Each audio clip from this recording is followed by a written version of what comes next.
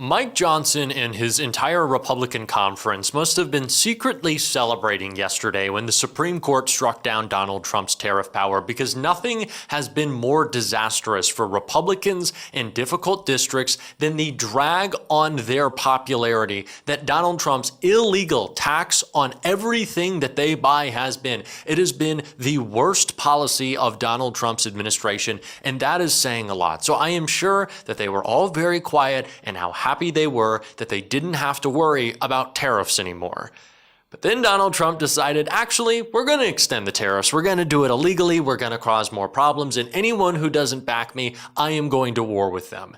And nobody is backing Donald Trump, including Mike Johnson. So Donald Trump is waging a war on Johnson's speakership that I cannot wait to get into, because these fights within MAGA have just been so delicious. But it starts with Don Bacon, one of the loudest voices against tariffs yesterday, talking about where the Republican Party stands as Donald Trump still thinks he can get them to fall in line. He talked about calling them fools for the rhinos, the Republicans in name only, and called them lapdogs, unpatriotic, disloyal to the Constitution, and perhaps most scathing and questionable, he said, I think it's an embarrassment to their families. He was saying that specifically of the conservative justices, or certainly the two that he appointed. Do you have any concerns when he talks about the justices like that? Well, that's the way he talks, and unfortunately, he doesn't play chess and look ahead 3 or 4 moves. And you do that, you undermine folks wanting to work with them in the future. I mean, I give a lot of examples from the first administration. He trashed Jerome Mattis, who I admired. What does Jerome Mattis do? Later on, he, gets his revenge. But let me just talk about the core issue here. The president thinks a good Republican does what he wants, right? I'm a Republican because I've been brought up with a Reagan philosophy of limited government, limited taxes, strong defense, pro-life. It's a conservative philosophy that I was raised on. I'm a Republican because of those views. If someone says that we're going to change our views and that's going to change the definition of being a Republican, well, I'm not a Republican then. I'm a conservative, and conservatives do not believe in tariffs. And if we do tariffs, we know that it has to be authorized by Congress, not just by the president. That is the conservative position, and I don't change from that. And if the president wants to change what a Republican believes in, that's a separate issue. Real conservatives know that tariffs are bad economic policy, and there's a constitutional way to do them if you wanted to do them, and we should not change from that. Yeah, it's a constitutional opinion, clearly now, as we are hearing from the court. Congressman Don Bacon, thank you so much for being with us. Really appreciate it. We'll be right back. I'm sorry I had to make y'all endure Don Bacon talking about Reagan and, the real conservatives and Milton Friedman. And it's like, okay, man, we get you're a Republican. We get it. I just don't need to hear your phony economic trickle down bullshit. It's not real. I don't believe it. Your faux populism isn't working on us. Okay. We see right through you. But what is very clear, what I don't want to look past, is what Don Bacon is saying about where the Republican Party stands, at least in Donald Trump's ability to get them to jump as high as he wants. It's not the case anymore.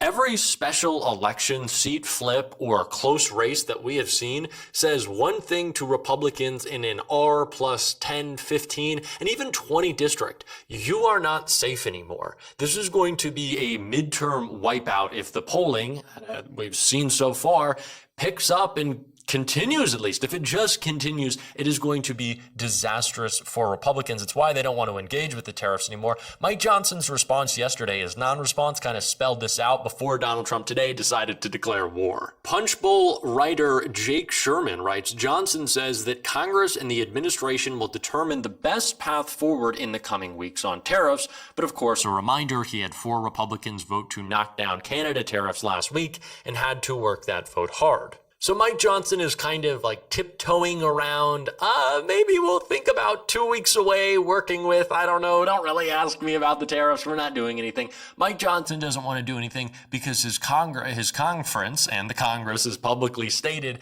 that they don't want to do anything. And how is Donald Trump taking that? Not very well. Declaring war on Republicans at large, but worse for Johnson, A Republican in a difficult district. I want to get into the Trump post, then I want to explain why this is all so bad and really sets the tone for what's going to be happening going forward with the inter-party squabbles. So Donald Trump just now posted on Truth Social, based on a lack of support in particular for the unbelievably, quite frankly, successful tariffs imposed on foreign countries and companies, which has made America richer, stronger, bigger. I didn't know there was territorial expansion. Okay. And better than ever. I am hereby withdrawing my endorsement of Rhino Congressman Jeff Hurd. Withdrawing his endorsement, Donald Trump is, of Colorado's 3rd District, and quite frankly, fully endorsing highly respected patriot Hope Schleppelman to take his place in Congress. Congressman Hurd, a Republican, is one of a small number of legislators who have let me and our country down. He is more interested in protecting foreign countries that have been, quite frankly, ripping us off for decades than he is in the United States of America. Taking back an endorsement is a difficult decision for me. Oh, poor Donald. I have only done it once before with a former congressman named Mo Brooks from Alabama, who was leading by 54 points after my endorsement for U.S. Senate, and then unexpectedly, for strictly political reasons, changed his views on the rigged election of 2020 and lost his race in a landslide to Katie Britt, who I endorse. These are the decisions that must be made, however, to make America great again.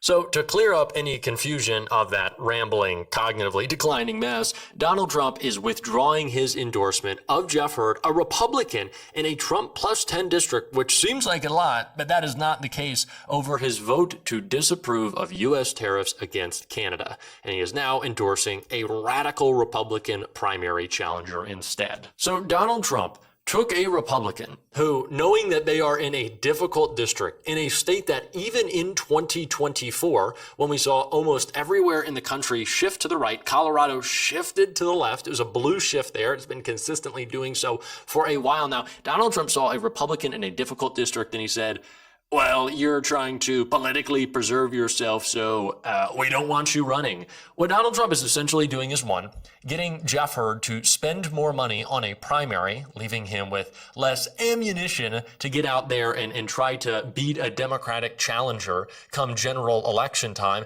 But also, if he ends up losing in what will be a costly primary, of course, setting up a radical Republican, not an incumbent, to have to face a Democrat who will be able to run on the fact that this person Donald Trump is endorsing will try to help him bring back taxes on everything we buy in the form of Donald Trump's tariffs. That is a disaster for Mike Johnson. Mike Johnson has a 1-seat majority right now. You flip 2 seats, it's over. And if we're flipping a Trump plus 10 district, which we're going to circle back on this one, but if we flip that district in Colorado, I'm predicting that that's going to happen. Then we're flipping a lot of other districts as well. So what Donald Trump is effectively doing is handicapping Mike Johnson in his ability to hold these seats or to like really do anything with his conference at this point, because now Mike Johnson is in this tough place where he's going to get wiped out in the midterms. Mike Johnson is losing his gavel. But of course, as we look into the future, this is a career ender, right? If Donald Trump delivers such a wipeout to MAGA because of his policies, because he is endorsing challengers, because he is creating these inter-party conflicts, then there will be so many Democrats who flip seats, maybe in difficult districts, that going forward, because they are incumbents and because they can prove to their constituents that they are the candidate that should represent maybe even a little bit of a redder district, that is a long-term blow to Donald Trump. That is a long-term problem for Mike Johnson if he ever wants to give the gavel back. So what Donald Trump is doing is essentially launching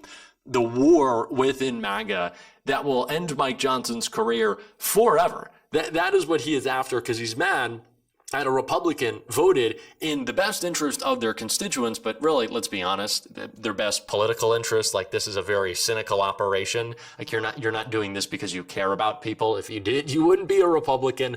But that is what Donald Trump is doing.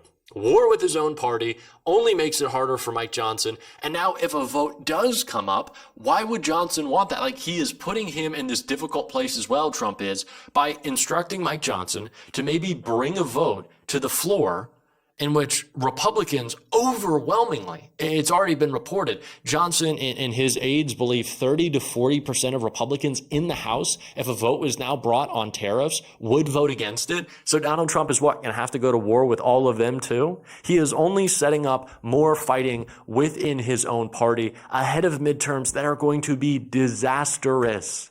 The average shift that we've seen from 2024 to now in these special elections has been 17 points? So a Republican in a Trump plus 10 district, of course, is going to want to do whatever possible to kind of narrow that margin a little bit. And Donald Trump sees anyone voting to try to salvage their career and says, well, quite frankly, I'm declaring war on you. Mike, it's over. Give over your gavel already. We don't want to see you with a gavel, oh, Mike. Poor little Mike Johnson. You're going to be as weak as I am. And that's the state of affairs for Donald Trump. And it should be, considering, again, this is the most unpopular policy that he has carried out. And he's especially upset about it because it has mainly not been just the way for Donald Trump to puff himself up, pretend he's a big, strong boy. And he said he wanted to, quite frankly, be a good boy, which I thought was fucking weird as hell.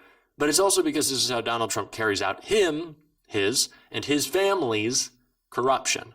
And I think we need a little reminder of that Jen Psaki perfectly delivered right here.